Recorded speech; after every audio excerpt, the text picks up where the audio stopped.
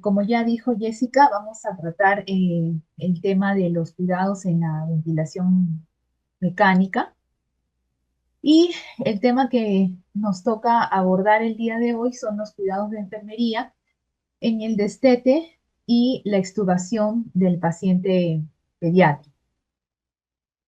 Entonces, para empezar, yo estoy segura que muchas de las personas que están conectándose, que están participando en este momento del Zoom, son personas que son enfermeros, que laboran en las áreas de cuidados críticos y que de repente tienen en su cuidado pues pacientes pediátricos que requieran de este cuidado de ventilación mecánica. Y creo que como primer punto, quisiera felicitar a todos y a cada uno de los participantes. Eh, Pienso que es muy importante que nos capacitemos, que tratemos siempre de mejorar nuestros cuidados y eso se hace pues a través del estudio constante, ¿no? Y yo felicito a cada uno de los que se toman un tiempo, que de repente hacen un alto a todas sus labores y que también invierten en su capacitación. Es muy importante, muy loable este reconocimiento. Y bueno, vamos a empezar hablando sobre este importante cuidado, creo que es un cuidado trascendental, el destete y finalmente la extubación de nuestro paciente. Nosotros que trabajamos con pequeños niños, ¿no? Desde neonatos hasta los pacientes adolescentes, sabemos que estamos ante un gran reto, ¿no? Los que nos hemos metido a trabajar en pediatría y neonatología, somos conscientes de que nos enfrentamos a personas que son totalmente distintas a los adultos, ¿no? Yo trabajo con muchos colegas que aparte de trabajar en pediatría, también laboran a veces en el área de adultos y también a veces nos toca ir a veces a apoyar a las áreas de adultos en el hospital y nos damos cuenta ahí de la gran labor que como enfermeros pediátricos, como enfermeros neonatales realizamos, porque nuestros pacientes son completamente, completamente distintos al paciente adulto, ¿no?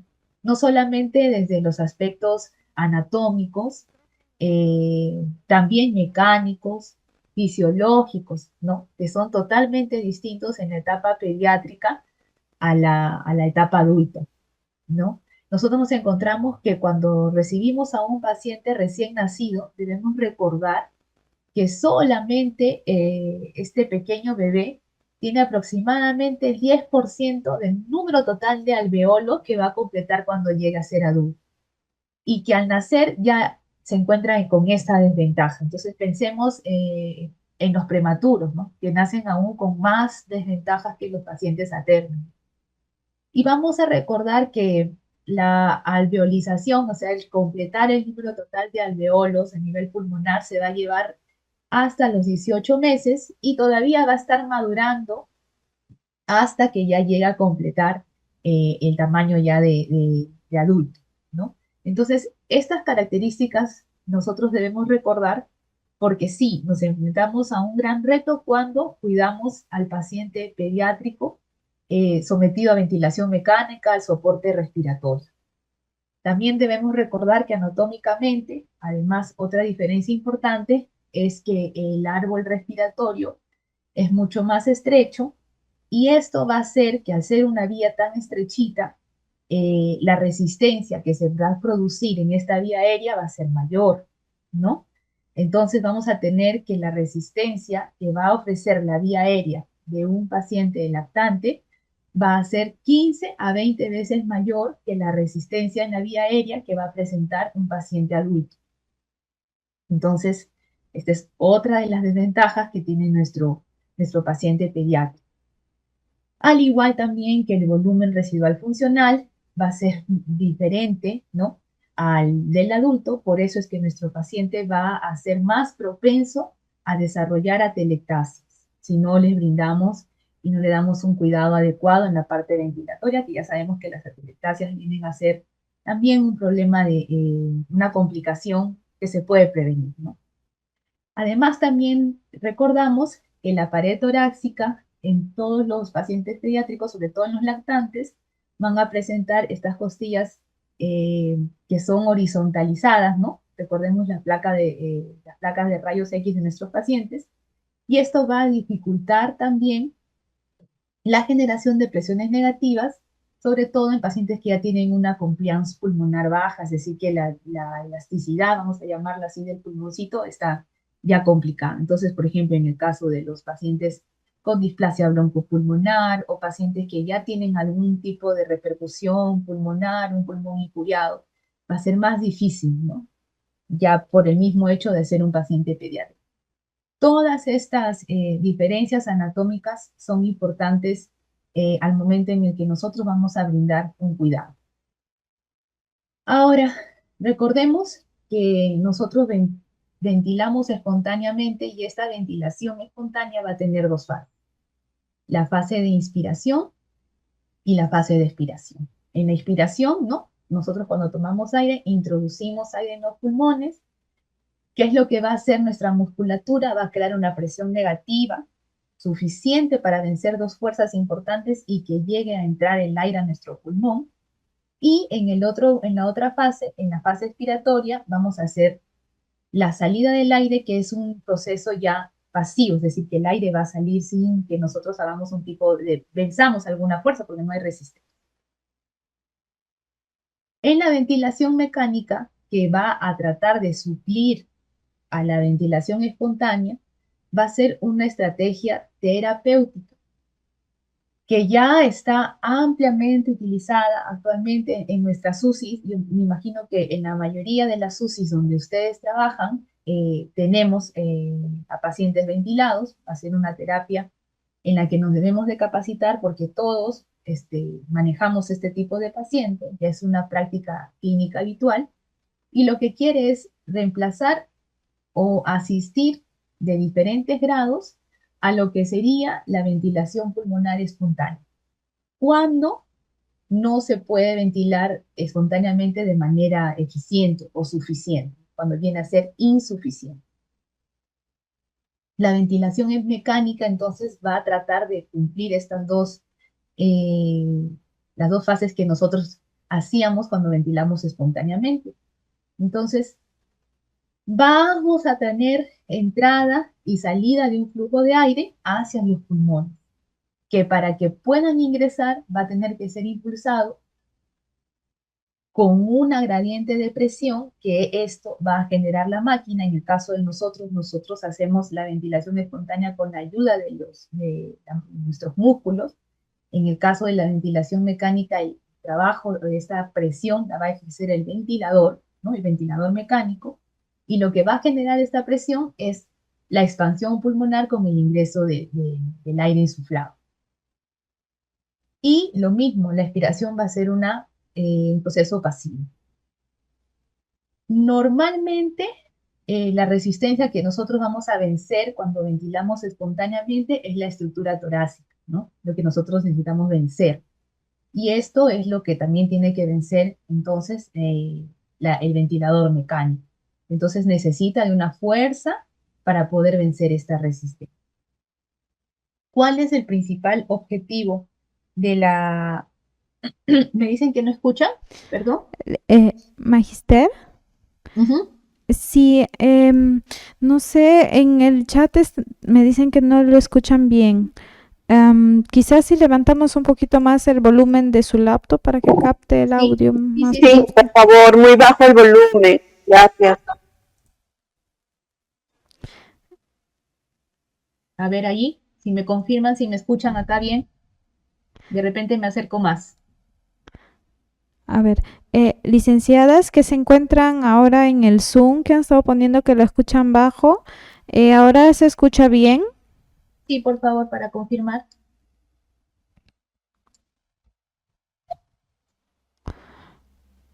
Mm, ya.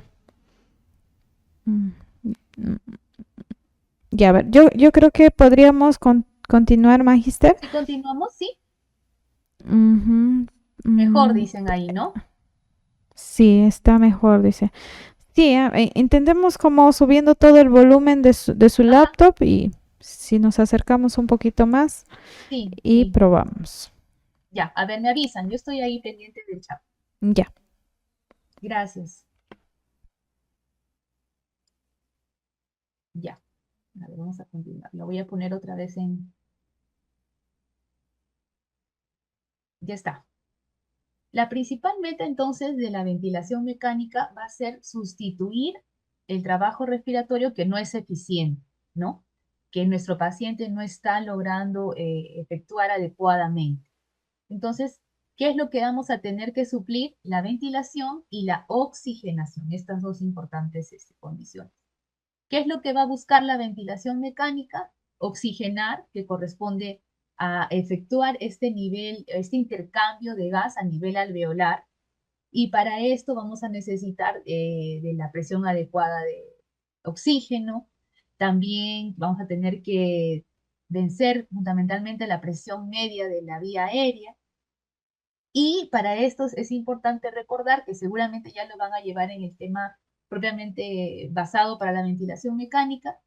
Recordar el volumen corriente, la presión inspiratoria, el tiempo inspiratorio y también es muy importante la presión al final de la expiración o el PEP que llamamos.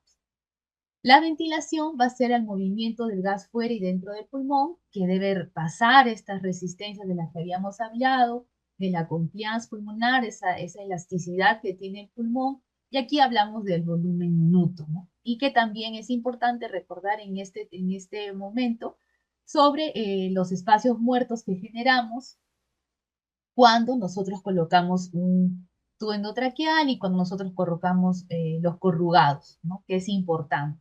Entonces, este espacio muerto anatómico, fisiológico, también va a ser necesario tenerlo en consideración porque también va a ser una determinante para el aumento de nuestra CO2. Entonces, actualmente ya sabemos que la terapia de ventilación mecánica busca dar un soporte vital, quiere decir que es de vital importancia para nuestro paciente. Si no somos capaces de brindarle esta ventilación, nuestro paciente no va a poder ventilar, oxigenar y por lo tanto podríamos llegar a la muerte de nuestro paciente. Entonces, lo que buscamos es que sea una terapia de soporte vital donde haya una adecuada ventilación alveolar, un adecuado intercambio de gases, y esto es básicamente brindado a los pacientes que tenemos críticamente enfermos. Usualmente en las unidades de cuidados intensivos tenemos hasta un 64% de los pacientes hospitalizados quienes requieren soporte ventilatorio. Ahora, siendo la terapia de la ventilación mecánica una terapia de vital importancia, debemos de saber que esto ha generado la sobrevida de nuestros pacientes críticos. Sin embargo, no está lejos de que se produzcan algunas complicaciones en el paciente, sobre todo la neumonía asociada a la ventilación mecánica, al mismo daño que le podemos ocasionar al pulmón, ¿no? Con las atelectasias, con neumotórax, de otros. Y también debemos recordar que cuando nosotros damos ventilación mecánica a un paciente, también podemos estar comprometiendo la función del corazón, sobre todo del ventrículo derecho. Por lo tanto, el soporte ventilatorio y la ventilación mecánica deberíamos de buscar el destete ni bien nosotros intubemos a nuestro paciente. ¿Cuándo es, se dicen, el mejor momento para pensar en que nuestro paciente debería dejar el ventilador mecánico? Es inmediatamente nosotros lo intubamos, ¿verdad? Lo que nosotros buscamos es que este soporte ventilatorio sea el menor tiempo posible y que menos complicaciones le provoquen a nuestro paciente. Ahora, ¿cuáles son las indicaciones para intubar al paciente y darle ventilación mecánica? En una bibliografía que he encontrado está bastante diferenciado, que son dos. Una cosa es cuando intubamos al paciente y otra cosa es ya darles soporte de ventilación mecánica. Usualmente, ¿para qué intubamos a un paciente cuando el paciente no es capaz de proteger él mismo su vía aérea? ¿No? Pacientes que de repente están inconscientes, los pacientes que no tienen reflejos protectores como de tos, de deglución, estos pacientes que han sufrido algún tipo de traumatismo encefalocraniano, que están con un Glasgow obtenido abajo. los pacientes que también tienen un problema de obstrucción de la vía aérea, cuando estamos buscando darle el soporte del ventilador mecánico y cuando van a hacer algún procedimiento de neumología, por ejemplo, como un lavado bronquial. Cuando necesitamos o hablamos de que el paciente ya requiere el soporte de ventilación mecánica diferente a la intubación, estamos hablando de aquellos pacientes en los que necesitamos mejorar su intercambio gaseoso o reducir el trabajo respiratorio llevado por una insuficiencia respiratoria. Entonces, ¿cómo nos damos cuenta de esto? A través de sus gases arteriales, básicamente. Encontramos, por ejemplo, que nuestro paciente se encuentra con acidosis respiratoria aguda y que es progresiva, ¿no? Vemos que se va deteriorando cada vez más. Y también cuando tenemos un trastorno de la oxigenación, cuando nuestro paciente requiere más aumento de la fracción inspirada de oxígeno o del PO2. Entonces, cuando tenemos un paciente que está con un acidótico, que está con un pH menor a 7,25 y que evidenciamos que es respiratorio porque el CO2 está mucho más elevado de 55. Y además también tenemos a un paciente que en las últimas horas de monitoreo estamos aumentando la fracción inspirada de oxígeno hasta más de 60%, ya nosotros estamos entonces ante un paciente que requiere la instalación de un soporte de ventilación mecánica. El paciente nos va a dar signos, nos va a evidenciar a través de la clínica que necesita el soporte ventilatorio. Cuando nosotros vemos que el patrón respiratorio es un patrón respiratorio incoordinado, cuando la respiración es paradójica, es decir, que no es una respiración adecuada, no es una respiración eficiente. Cuando vemos que ya el paciente presenta disminución de la frecuencia respiratoria, hipoventila, si el paciente pierde conocimiento y obviamente cuando el paciente ya está inminentemente en un paro cardiorrespiratorio. Entonces, ¿qué es lo que necesitamos y buscamos? Disminuir el consumo sistémico o miocárdico de oxígeno, porque en ese momento en el que el paciente está con ese trabajo respiratorio tan descoordinado o que aumenta el esfuerzo respiratorio, lo que está haciendo es consumir más oxígeno y por tanto es como un círculo vicioso que no deja que el paciente se recupere. Cuando tenemos también que tener un control de la presión del CO2, en situaciones, por ejemplo, en que el paciente necesita un cuidado en los casos de hipertensión endocranial. También necesitamos un soporte ventilatorio en el caso de que el paciente requiera ser sedado o requiera un tipo de bloqueo neuromuscular que entonces va a impedir que él mismo tenga la ventilación. También para conseguir la expansión pulmonar, el lavado de secreciones y si está producido por un tipo de intoxicación.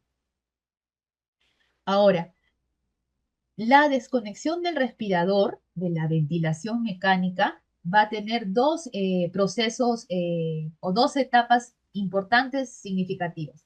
Uno es el destete, que quiere decir que yo tengo que ir descendiendo progresivamente el soporte que yo le doy, ¿no? De todos los parámetros que yo le doy, el destete quiere decir que yo tengo que ir disminuyendo lentamente y de acuerdo a lo que mi paciente tolera para poder yo luego proceder a la extubación, que quiere decir retirar, remover el tubo endotraqueal. ¿Cuál es el objetivo del destete? Que mi paciente durante la terapia, en este proceso de soporte ventilatorio, pueda él mismo recuperando su respiración naturalmente espontánea. Lo que yo busco, y como les decía al inicio de la ponencia, es tratar de que sea en el menor tiempo posible para que las complicaciones que tiene la ventilación mecánica no incurran en un riesgo para nuestro paciente. Y este proceso se realiza de esta manera para impedir que se dé otra complicación, que es que la extubación sea fallida y por lo tanto yo tenga que volver a reintubar al paciente. Tenemos, como habíamos dicho, daño pulmonar inducido por el mismo ventilador mecánico, neumonía asociada a la ventilación mecánica, el mismo daño que produce el tubo endotraqueal en la vía aérea, que son incómodos y que por lo tanto el paciente que está en ventilación mecánica va a requerir sedación. Entonces, el retiro del tubo endotraqueal, el retiro del soporte ventilatorio debe ser tan pronto como el paciente pueda tolerar este retiro y ventilar por sí solo, pero con las garantías de que no va a fracasar, porque una extubación fallida es perjudicial para nuestro paciente, ¿no? Que lo tengamos que volver a intubar. Entonces vamos a definir el destete como esta reducción gradual. Vamos a asignar un tiempo de respiración espontánea en el que el paciente vaya otra vez como que asumiendo la responsabilidad de este intercambio, y este tipo de ejercicio que se le da al paciente va a tener que ser más o menos el 40 al 50% del tiempo que está ventilado el paciente, ¿no? Casi corresponde a la mitad, ¿no? Lo que nosotros buscamos es que la mitad del tiempo que el paciente esté en ventilación mecánica, más o menos la mitad del tiempo ya pueda él ventilar espontáneamente con diferentes tipos de soporte. Ya estamos hablando entonces de un paciente que puede estar tolerando el destete para así ya proceder a extubar. La extubación es el retiro del tubo endotraqueal cuando el paciente ya es capaz de mantener su intercambio gaseoso efectivamente sin el soporte ventilatorio, o que requiera un soporte bastante mínimo y que pueda ser ya dado a través de otro tipo de interfaz, ¿no? ¿Cuándo vamos a considerar la ventilación mecánica? Cuando no hay mejoría de la causa del fallo respiratorio. También cuando, por ejemplo, podemos disminuir la sedación, ¿no? Cuando nuestro paciente no necesite los relajantes musculares, ¿no? Muchas veces al paciente ventilado se le quiere tener completamente sedado y eso tampoco es lo correcto. Y a veces se abusa de la sedación o también de los relajantes musculares. Lo que se busca también para poder destetar a nuestro paciente o retirarlo de la ventilación mecánica es cuando el paciente tiene ya un nivel de conciencia adecuado, ¿no? Cuando nosotros nos damos cuenta de que ya también está teniendo un esfuerzo respiratorio espontáneo, cuando tiene un reflejo de tos. Y es muy importante también considerar a nuestro paciente como un todo, ¿no? El paciente no solamente está dividido en la parte ventilatoria o dividido en la parte circulatoria, la parte neurológica. Nuestro paciente es un todo. Entonces, para poder nosotros pensar que ya el paciente requiere el destete del ventilador mecánico, debemos también haber tratado de haber solucionado la patología de base, la patología que lo llevó a estar intubado. De repente es la parte pulmonar, entonces ya se ha compensado, o si estuvo intubado por otra razón, ¿no? Por ejemplo, algún tipo de procedimiento, algún tipo de cirugía que fue eh, abordado, entre otros, ¿no? Entonces, para esto también tenemos que ver el estado hemodinámico de nuestro paciente, saber que se encuentra ya compensado hemodinámicamente para yo también poder pensar en extubar. Si mi paciente se encuentra inestable hemodinámicamente, entonces va a ser difícil o va a ser bastante, no va a tolerar el destete ventilatorio y podemos llevar a una falla inminente de la extubación. También nosotros buscamos el mejor momento cuando el paciente no tenga signos de sepsis, ¿no? Que no esté con una infección importante, que no esté cursando con fiebres, ¿no? Esto también es importante porque si no, la tasa de extubación va a aumentar, de extubación fallida va a aumentar. También debemos de corregir los desequilibrios metabólicos y electrolíticos importantes antes de la extubación de nuestro paciente o cuando ya estamos pensando en extubarlo. Como les digo, el paciente es un todo, entonces todos estos aspectos deberían de ser evaluados, considerados para evitar la extubación fallida y que su capacidad de oxigenación sea adecuada. ¿Qué es lo que nos recomienda, por ejemplo, en esta bibliografía? Cuando, si hablamos de parámetros ventilatorios, cuando ya tenemos, por ejemplo, un PEP menor o igual a 6 o 7 centímetros. ¿no? Entonces, cuando tenemos este soporte, cuando tenemos un fío de 40, menor, ¿no? Menor de 50, entre 40, 45, ya podemos ir bajando incluso, entonces ya estamos teniendo un paciente que podría ser ya retado o al destete ventilatorio, ¿no?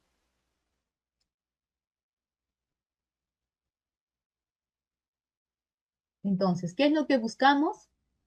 El soporte respiratorio que sea total, ¿no?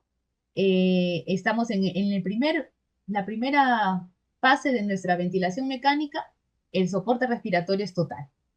Luego, conforme vamos dándole el destete ventilatorio, lo que estamos buscando es que este soporte respiratorio sea parcial, ¿no? Y hay diferentes modos ventilatorios que nos permiten retar a nuestro paciente a someterlo al destete ventilatorio. Y por último, la extubación.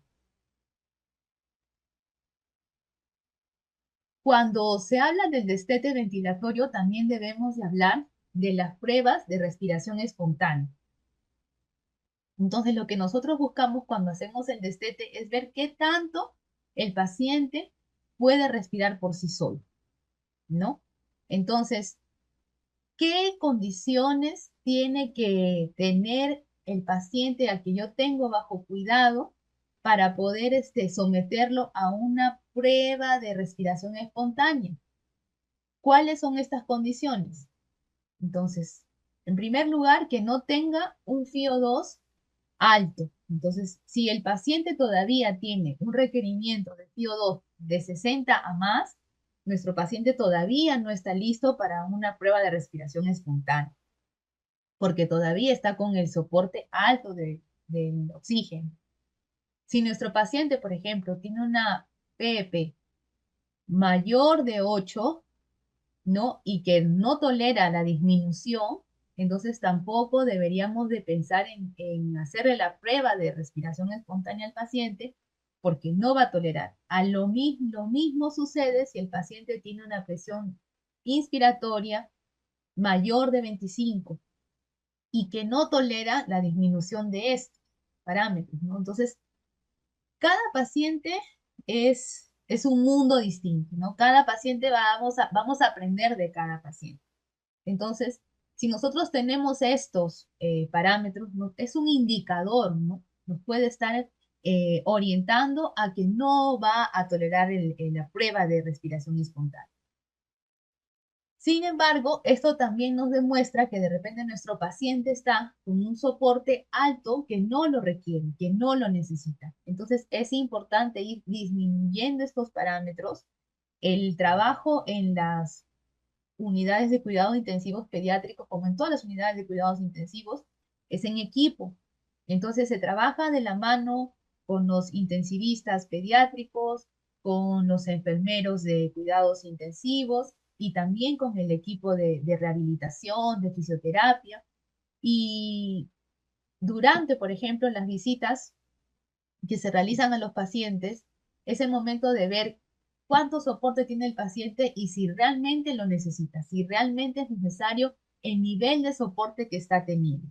Entonces, por ejemplo, en la unidad siempre contamos con, hablando de la experiencia que tenemos en el instituto, contamos con la licenciada en fisioterapia y ella, por ejemplo, también nos ayuda a retar. A veces tenemos un cierto temor del paciente que está intubado, tenemos un poco todavía de recelo en que el paciente sea tocado, manipulado durante la ventilación, que queremos que esté siempre bajo sedación, que no se mueva, pero no, ¿verdad? O sea, ya la idea es ir sacando esas ideas y probar el retar al paciente, disminuir algunos parámetros, ver cómo responde, ver qué tal el paciente lo tolera o no. Y pues con ella trabajamos de la mano, por ejemplo, viendo por qué tiene tanto frío, qué ha requerido, por qué ha requerido el aumento de repente en la guardia, en qué momento fue que requirió más. Muchas veces nosotros encontramos que hay bastante relación del aumento de los parámetros ventilatorios con una descompensación hemodinámica del paciente. Entonces, compensando eh, la parte circulatoria, vemos que también hay una mejoría de la parte ventilatoria. Antes de también someter al paciente a estas pruebas de destete o la respiración espontánea en el ventilador, lo que hacemos es tomar una placa de tórax para ver qué tan limpios están estos pulmoncitos. Porque como sabemos, ya había dicho antes, las atelectasias, los neumotórax, de repente también aquellos derrames que se producen del paciente que está descompensado, no nos van a permitir el destete ventilatorio. Y tampoco vamos a poder someter a una prueba de respiración espontánea a un paciente en esa condición porque lo vamos a complicar, lo vamos a inestabilizar. Entonces, es importante durante el reporte en enfermería no olvidar también el reportar cómo estamos dejando a nuestro paciente, si se le ha tomado una placa de tórax o la placa de tórax que nos reportaron temprano cómo está y si es necesario, si vemos un incremento de los parámetros ventilatorios, si vemos que hay un deterioro del paciente, es importante la toma de estos exámenes radiológicos para poder evidenciar, porque muchas veces nos encontramos con derrames que se dan y pasan a veces inadvertidos en la ocultación y que requieren, por ejemplo, rápidamente la pronta colocación de un dren para drenar y nosotros vemos que la mejoría se presenta. Entonces, lo que también buscamos antes de someter al paciente a una prueba de respiración espontánea es que ya el paciente tenga un esfuerzo respiratorio espontáneo, que ya sea capaz de ventilar él, ¿no? Y esto lo vamos a ver cuando se coloca en otro modo ventilatorio en el ventilador y podemos ver que el paciente da sus propias respiraciones, ¿no? Aparte de las que le da como soporte el ventilador mecánico. También tenemos que recordar que para que el paciente pueda ser capaz de tolerar estas pruebas o de ser capaz de ser retado a este destete, el paciente debería ya de no tener sedación continua, es decir, estar más conectado para que él pueda, por lo tanto, respirar espontáneamente y nos permita ver cuán conectado está, en qué nivel se encuentra y si va a colaborar o no va a colaborar con nosotros en el momento de que le quisiéramos hacer el destete. Es importante también recordar que no debemos abusar de los relajantes musculares o de los bloqueantes musculares. De preferencia, si tenemos un paciente que ha requerido este tipo de bloqueo muscular, haya el reporte adecuado y tengamos de que en las últimas 24 horas no lo haya necesitado. Nosotros en el caso de las UCIs, y de repente ustedes también recordarán, en los casos donde hay un compromiso bastante importante respiratorio, en pacientes asmáticos o con la falla respiratoria muy establecida, muchas veces usamos los relajantes musculares, los bloqueadores, para que pueda ventilar tranquilo y se recupere la falla que ha estado teniendo. Sin embargo, cuando ya queremos someter a nuestro paciente a esta respiración espontánea, ver qué tanto el paciente va a tolerar o no, deberíamos no haber utilizado estos fármacos al menos 24 horas. Como ya les había dicho, las alteraciones electrolíticas es importante saberlas corregido y también la estabilidad hemodinámica. ¿Cuándo yo puedo decir que mi paciente está hemodinámicamente estable, hemodinámicamente compensado? Sobre todo si necesita los fármacos inotrópicos.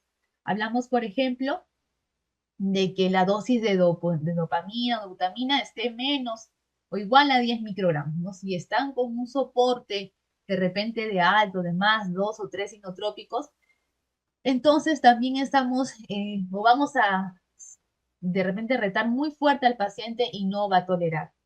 Y ahora otro punto importante, antes de tratar de pensar que quiero retirar a mi paciente de la ventilación y lo voy a someter a una prueba de respiración espontánea, también es ver cuál es su nivel de hemoglobina, ¿no? Para poder saber si va a ser efectiva entonces esta oxigenación que va a depender básicamente también de la parte hemodinámica o de la parte de los glóbulos rojos del paciente. Entonces, si vemos que nuestro paciente está con una hemoglobina menor de 8, básicamente ya la teoría nos está diciendo de que tenemos que darle soporte, ¿no? De repente una transfusión importante, ver qué es lo que está pasando, que ha disminuido y corregir esto para poder pensar también en el desete ventilatorio. Porque si no, probablemente esto también lleve al fallo de la prueba de destete. Ahora, para pensar en evaluar antes de la extubación, o sea, un paciente que estamos en preextubación, entonces tenemos que ver qué criterios clínicos tiene que tener el paciente. En primer lugar, que haya mejorado el cuadro que lo llevó al inicio de la ventilación mecánica o de repente la cirugía que lo llevó al paciente a que esté en ventilación mecánica. En el caso de nuestros pacientes cardíacos, nosotros vemos qué tan estable está, qué tan bien le fue en la cirugía.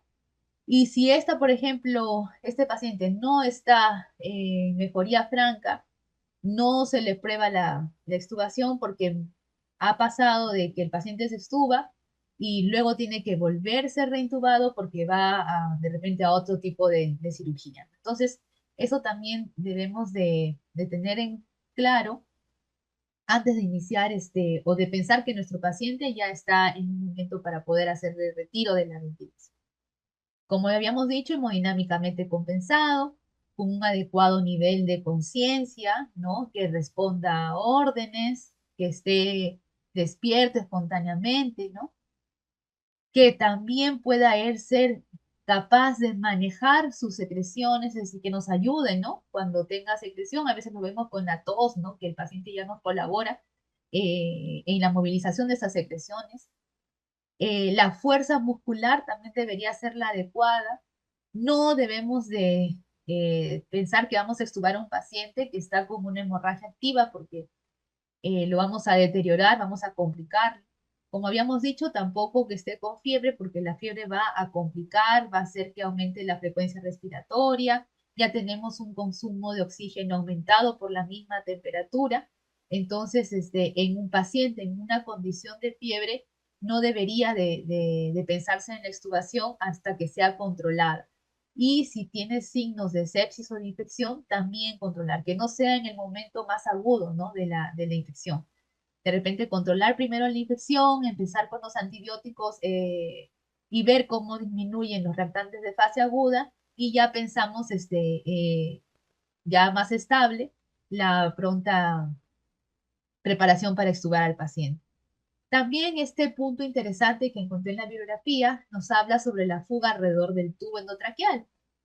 Nosotros sabemos que el tubo endotraqueal también genera daños a nivel de la vía aérea, provoca también inflamación. Y ha habido un estudio en el que se evaluó a los pacientes que presentaban fuga alrededor del tubo, no una fuga considerable o evidentemente una fuga mínima, pero que había signos de fuga alrededor del tubo endotraqueal. Y estos pacientes hicieron una comparativa con aquellos pacientes que no se les escuchaba fuga, es decir, que el tubo quedaba bastante apretadito. Entonces, una vez que se hace la extubación en estos dos grupos de pacientes, se evidenció que los pacientes a los que sí tenían una fuga, ¿no? Que se encontraba algo de fuga alrededor del tubo endotraqueal, tuvieron menos tasas de falla extubatoria que los pacientes que estaban completamente sellados y que probablemente esto se deba a que como el tubo endotraqueal generó la inflamación, una vez extubado el paciente, no se controla esto con corticoides, probablemente haya como el cierre de la vía aérea, ¿no? Alta, y otra vez haya un fallo y se tenga que volver a intubar. Entonces, en ese caso, se espera, dice, que haya una fuga mínima, pero controlada, ¿no? Ahora, la duración óptima del destete y el momento adecuado de la extubación va a ser el resultado del balance entre estos parámetros objetivos, la ciencia que nos da, ¿no?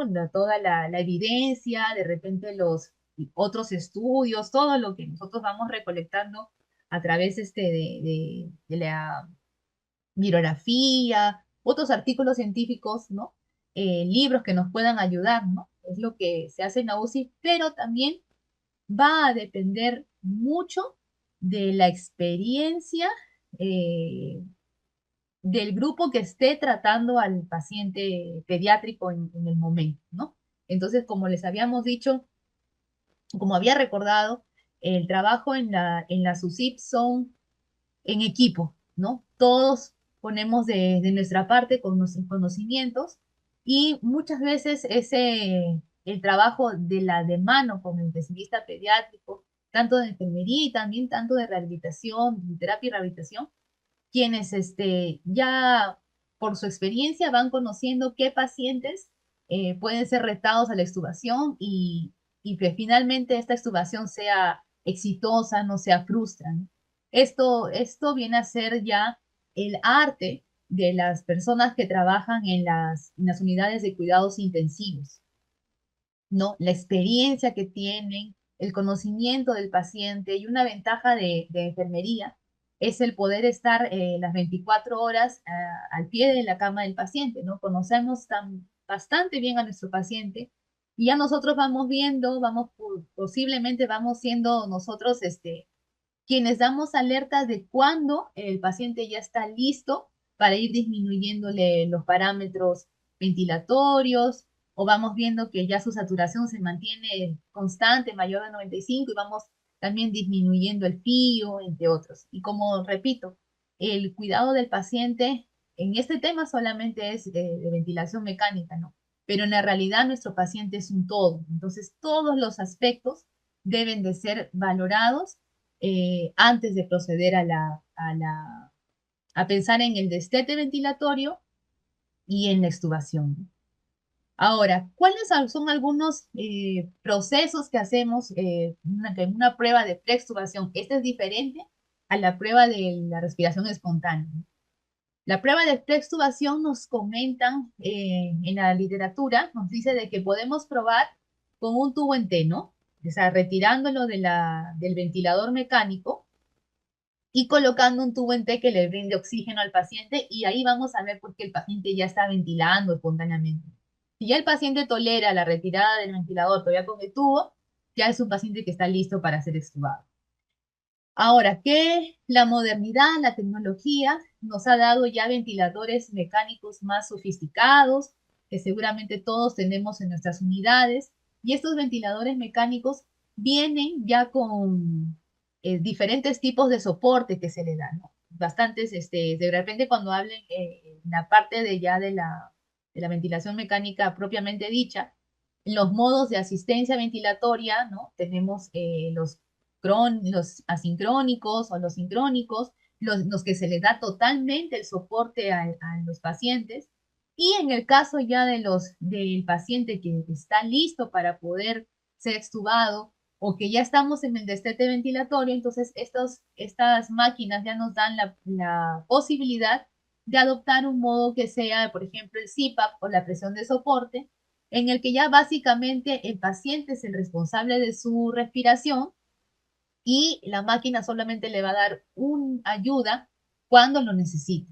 Entonces, muchas veces estas pruebas del, de este tipo de soporte se aconseja que duren hasta 3 horas, ¿no? 3, 4 horas. Y si no se puede, si el paciente fracasa, evidentemente vamos a ver clínicamente la descompensación del paciente en los primeros 30, 60 minutos. Entonces nos habla la bibliografía de que tampoco debemos dejar al paciente intubado mucho tiempo en este tipo de modalidad, porque muchas veces en la unidad ha ocurrido que nos entusiasmamos, lo ponemos al paciente en el modo CPAP, lo ponemos al paciente en presión de soporte y ocurre que se queda mucho tiempo en esta modalidad. Y si el paciente está todavía con tendencia al sueño, si es un paciente que está aún para despertar completamente, lo que va a provocar es atelectasia o luego se complica, ¿no? Se vuelve a complicar. Entonces, lo que avanzamos un paso, retrocedemos dos. Entonces, la recomendación de la bibliografía es que para hacer una prueba de preextubación, si lo ponemos al paciente en la modalidad de presión de soporte o de CPAP, estemos con esta modalidad máximo de 30 a 120 minutos. Y la observación tiene que ser permanente al lado de nuestro paciente, ver que también lo tolera. Y ya a los 30 minutos, si el paciente no tolera, vamos a evidenciar pues el aumento de la frecuencia respiratoria, el aumento de la dificultad respiratoria, ya evidencia que no está tolerando. Entonces, estos son puntos claves para la preextubación de nuestro paciente. ¿Cuándo podemos decir que el paciente fracasó ¿no? En la prueba de preextubación, cuando el paciente presenta una sudoración, aleteo nasal, cuando aumenta la frecuencia respiratoria, el trabajo respiratorio, cuando de repente nos encontramos que se ha puesto taquicárdico, y esto nos puede llevar a que se desencadenen arritmias, que se hipotense, que presente apneas. Entonces, ante este tipo de criterios clínicos, ya estamos viendo que la prueba ha fracasado, ¿no? También, ¿qué cosa nos va a indicar en la parte gasométrica que se falló en la prueba que el paciente no toleró? Cuando tenemos aumento del CO2, cuando hay una disminución del pH, cuando tenemos este requerimiento del aumento del PiO2, ¿no? Cuando también tenemos disminución de la saturación, ¿no? Que en vez de mantenerse, disminuye la saturación. Entonces tenemos criterios que son importantes también conocer cuando tomemos gases arteriales. Ahora, hay algunos pacientes que van a tener más riesgos de que este proceso de destete o de extubación fracase. Con ellos tenemos que tener más cuidado. Cuando, por ejemplo, estamos al cuidado de pacientes menores de 2 años, ¿no? En lactantes, estos pacientes pueden tener más riesgo a que la extubación no sea exitosa. Los pacientes que muchas veces tenemos en nuestras unidades con algún tipo de síndrome, pacientes que alguna vez de repente tienen algún proceso neurológico y que no sean capaces de colaborar con nosotros, también implican tener un factor de riesgo para que fracase la extubación. Aquellos pacientes que ya tienen enfermedades respiratorias o neuromusculares crónicas, aquellos pacientes a los que se les ha hecho algún momento cambio de tubo, de repente en algún momento de agitación se extubaron y se les tiene que volver a reintubar, también tenemos en estos pacientes tener mayor cuidado porque presentan un mayor riesgo a que la extubación sea fallida. También en los pacientes donde la ventilación mecánica ha sido más prolongada, más días ventilados, también aumenta el riesgo a que no pueda tolerar el destete. También aquellos pacientes en donde tenemos elevados índices de oxigenación o largo tiempo de sedación. Cuando tienen bastantes días usando la sedación o el paciente sedado, va a ser, por lo tanto, más difícil el despertar y mayor complicación. ¿Qué es lo que debemos de preparar? ¿Qué cuidados debemos de tener?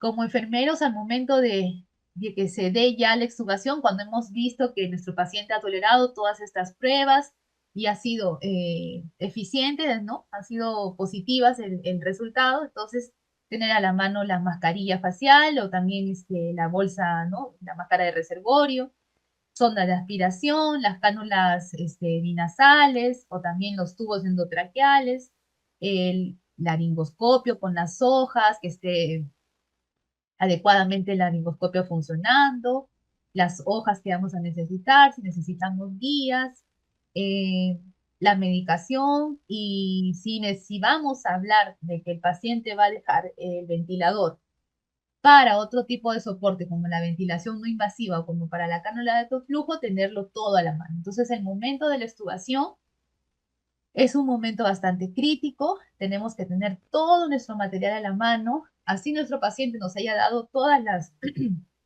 aparentemente de que va a ir bien, debemos de ponernos en la peor situación que sería la reintubación. Entonces tenemos el mismo número de tubo del paciente y uno menor porque sabemos que se puede haber inflamado la tráquea, entonces no nos va a aguantar el mismo número, le tenemos que poner uno menor.